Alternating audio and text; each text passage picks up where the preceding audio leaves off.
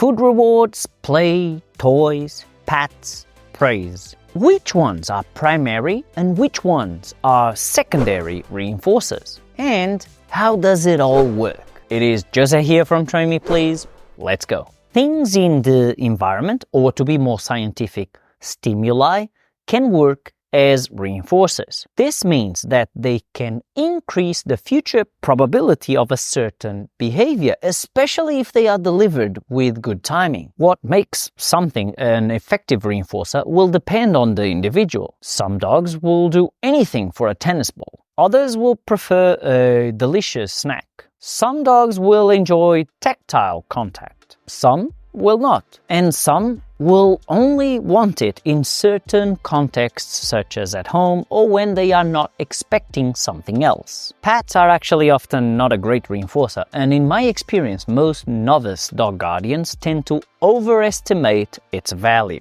Also, I should mention here that what makes something an effective reinforcer is not our perception of it. The only way to really know is to observe if there is an increase in the future frequency of the behavior that is followed by our intended reinforcer. So, let's talk about primary and secondary reinforcers. A primary or unconditioned reinforcer is a stimulus that is inherently reinforcing or punishing when offered as a consequence for a behavior. They do not require prior learning. Food, water, social interaction for well-socialized dogs, comfort and play are examples of primary reinforcers. The classification of social interaction and pats is still not super clear according to the research I've done. It is possible that for some dogs these can be truly primary reinforcers,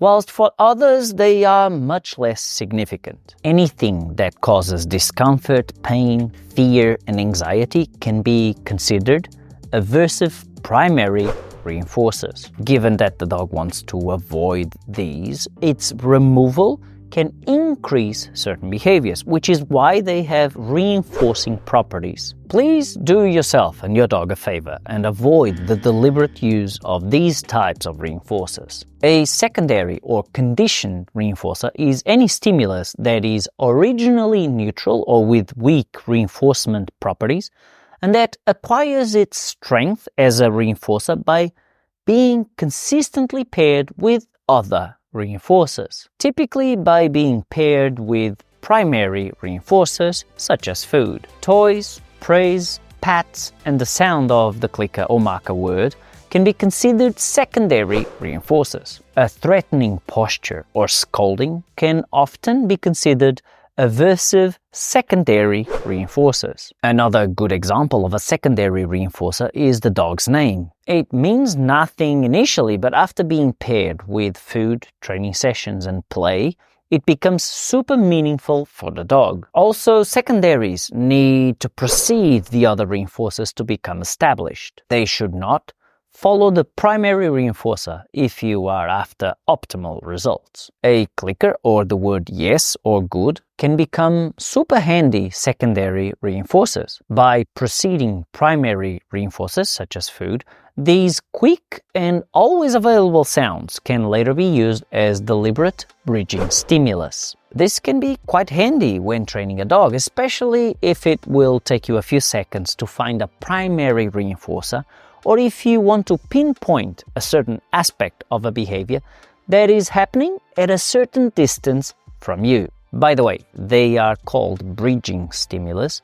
because they bridge the gap in time between behavior and delivery of reinforcement. Some of my older books recommend the process of charging the clicker or marker before starting to train your dog. More recently though, smarter people than me recommend introducing it during the training itself, and I agree with this suggestion. You run lower risks of startling the dog this way, and I have never seen any disadvantage in this kind of introduction. I've got a bonus reinforcer coming up in just a second, but first, could you please click the like button below so that more people can find this content? Cute photo as a thanks.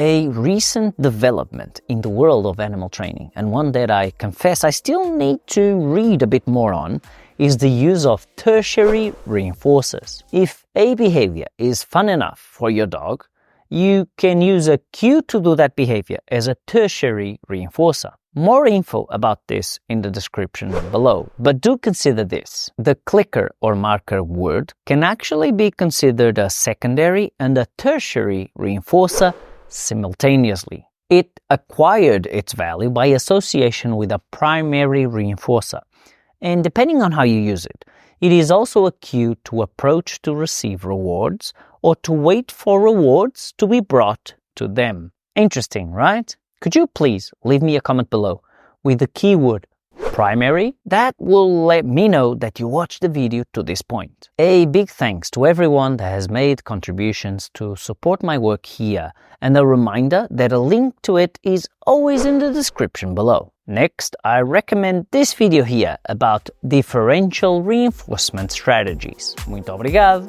e até à próxima!